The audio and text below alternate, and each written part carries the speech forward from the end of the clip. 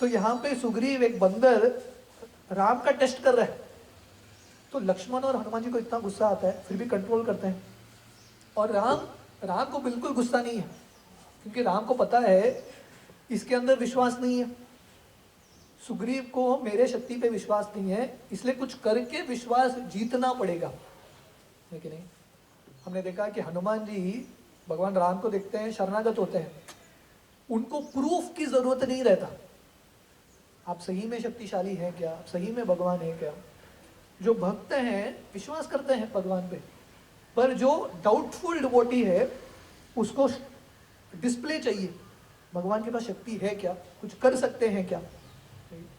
तो इसलिए राम तैयार हो जाते हैं, और राम बिना प्रयास का एक लात मारते हैं दुंदुभी की हड्डियों का, और इतना ऊंचा उड़ता है, इतना पहाड़ जैसे हड्डियां हैं, इतना विशाल राक्षस था ये पूरे हड्डियां ऊपर उड़ते हैं, उड़ उड़ के इतना छोटे होते हैं, गायब भी हो जाते हैं, इतना ऊपर उड़ते हैं, और वहां से पूरा लैंड होके गिरता है।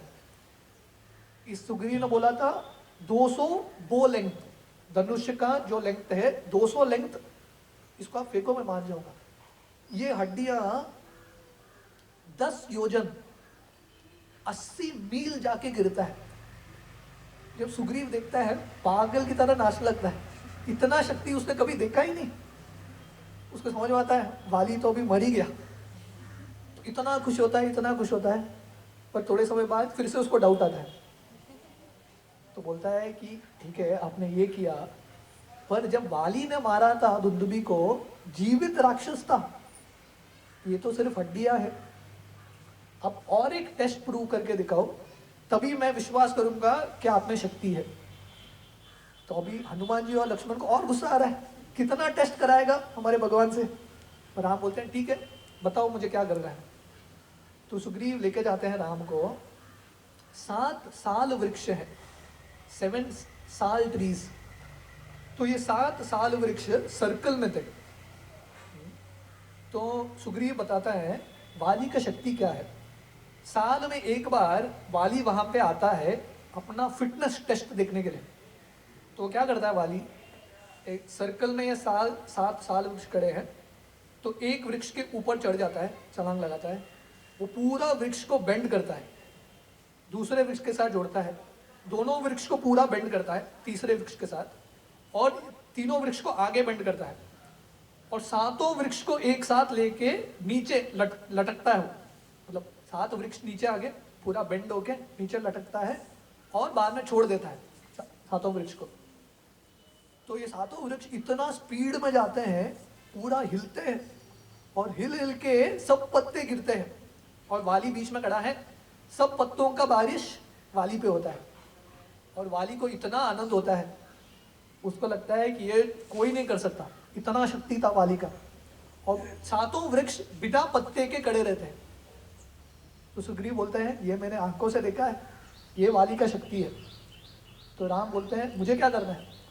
बोले वाली के जैसा मैं आपको टेस्ट नहीं बताऊंगा, एक वृक्ष के सब पत्तों को निकाल के एक बाण से एक वृक्ष के सब पत्तों को आप निकाल दीजिए, तब मैं विश्वास करूंगा। 1/7 ऑफ वाली डेड, उतना कर सकते हैं तो मैं विश्वास कर लूंगा कि आपके अंदर शक्ति है, और आप वाली के साथ झगड़ा कर सकते हैं। तो भगवान राम क्या करते हैं, सेंटर से जो पेरिफेरी है, पेड़ों के पेरिफेरी में आते हैं, और एक गोल्डन एरो निकालते हैं, बाण निकालते हैं, और धनुष्य पर चढ़ाते हैं, और ये 7 वृक्षों के बीच में वो पेरिफेरी में एक पत्थर था, वो पत्थर पे पैर रखते हैं, बाण को चढ़ाते हैं, और वो पत्थर को दबाते हैं। जब वो पत्थर को दबाते हैं, ये 7 वृक्ष जो सर्कल में था एक लाइन में खड़ा होता है। हर कोई सोच रहा है ये क्या हो गया। तो इसके पीछे एक कहानी है जो लक्ष्मण को समझ में आता है। अगस्त्य ऋषि के एक शिष्य है जिनका नाम है सुतीक्ष्ण। तो ये कहानी बताते हैं लक्ष्मण और राम को, जब वो अगस्त्य ऋषि से मिले थे वो वनवास के समय। एक 7 पुत्र थे एक राजा के, जिसका नाम था मणिभद्र। तो ये 7 पुत्र मायासुर, जिसका स्टोरी हमने कल सुना, मायासुर के पत्नी थी हेमा और उनके 2 पुत्र थे दुंदुबी और मायावी, जिनको वाली ने मार दिया, और मंदोदरी का शादी रावण से हो गया। तो ये मायासुर के ट्यूटलेज में, उसके स्कूल में ये 7 मणिपत्र के पुत्रों ने पढ़ा था और उन्होंने मैजिक सीखा था, इससे तंत्र विद्या मैजिक सीखा था। और वो मैजिक सीख के उन्होंने एक सर्प को डिजाइन किया था, एक स्नेक को, और एक स्नेक उनके व्हीकल की तरह बन गया। तो ये सर्प पे बैठ के ये 7 लोग पूरे दुनिया ब्रह्मांड में भ्रमण करते थे और अलग अलग लोगों को तंग करते थे। तो एक बार उन्होंने अगस्त्य मुनि को तंग करने के लिए एक ट्रिक रचा। उन्होंने क्या किया, ये सर्प को जमीन के अंदर गाड़ दिया और ये 7 लोग 7 साल वृक्ष बन के खड़े हो गए सर्कल में। और उनको लगा जब अगस्त्य मुनि प्रवेश करेंगे हम ये सांप उड़ जाएगा और हम अगस्त्य ऋषि को बांध देंगे, कॉइल में बांध देंगे। तो अगस्त्य ऋषि आए इसके अंदर और उनको समझ में आ गया कि ये लोगों का टेस्ट है, ये लोग मेरे साथ मजाक कर रहे हैं। तो अगस्त्य ऋषि ने श्राप दे दिया कि आप लोग परमानेंटली साल वृक्ष ही रहेंगे। तो उस समय से ये 7 मणिभद्र के पुत्र साल वृक्ष बन के खड़े हो गए उधर ही। तो इन लोगों ने अगस्त्य ऋषि से प्रार्थना किया, पर अगस्त्य ऋषि बोले जब भगवान राम आएंगे तब आप लोगों का उद्धार होगा। तो इसलिए जब राम ने वो पत्थर के ऊपर पैर रखा, वो ये सर्प का सर था, इसलिए जब भगवान राम ने पैर रखा, दबाया उसको, ये सर्प को जो जमीन के अंदर खड़ा था, जो बाकी किसी को नहीं दिख रहा था, भगवान राम को पता था, प्रेशर दिया उन्होंने, ये सर्प हिल गया और कॉइल उसका स्ट्रेट हो गया। सो 7 वृक्ष एक लाइन में हो गए और इतना स्पीड में हुआ ये, किसी को समझ में नहीं आया क्या हुआ। तो भगवान राम ने पैर रखा, 7 वृक्ष लाइन में हो गए, भगवान ने वो बाण छोड़ा, इतने स्पीड से गया बाण, पहला 7 वृक्ष को होल छेद करके, ड्रिलिंग होता है ना, ड्रिलिंग किया, सब पत्ते गिर गए।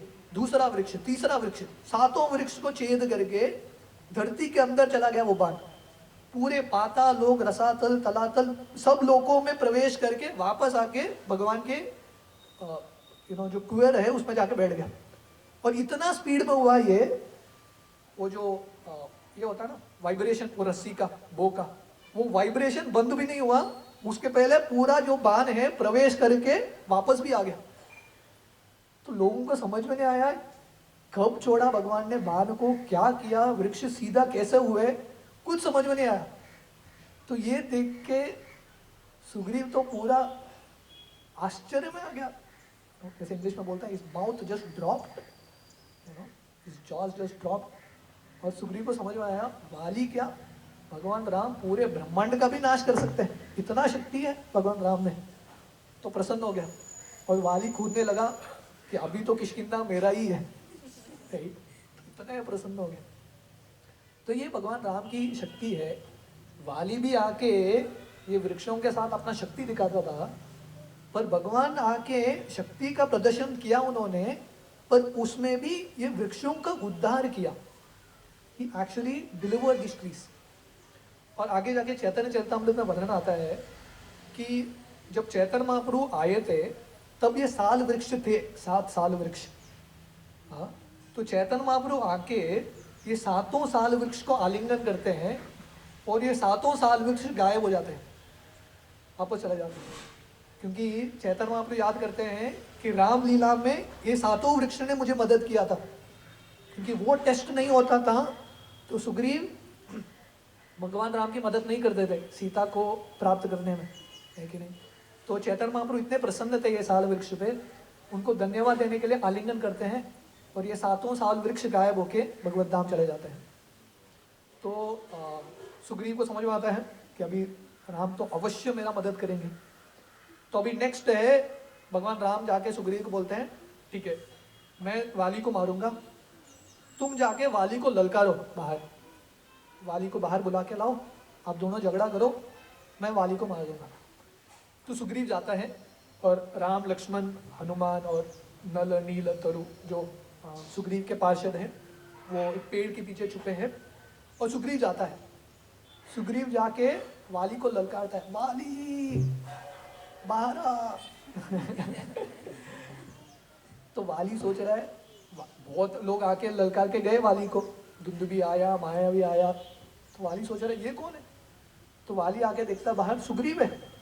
तो वाली को इतना गुस्सा आता है, इतना गुस्सा आता है कि सुग्रीव के अंदर इतना दम, सबके सामने मुझे आके ललकार रहा है। वाली कूद के जाता है और सुग्रीव और वाली का झगड़ा होता है, जोरों से झगड़ा होता है। और धीरे धीरे वाली सुग्रीव को मारने लगता है। और अभी सुग्रीव इतना मार कर रहा है, इतना मार कर रहा है, और वहाँ पे राम लक्ष्मण हनुमान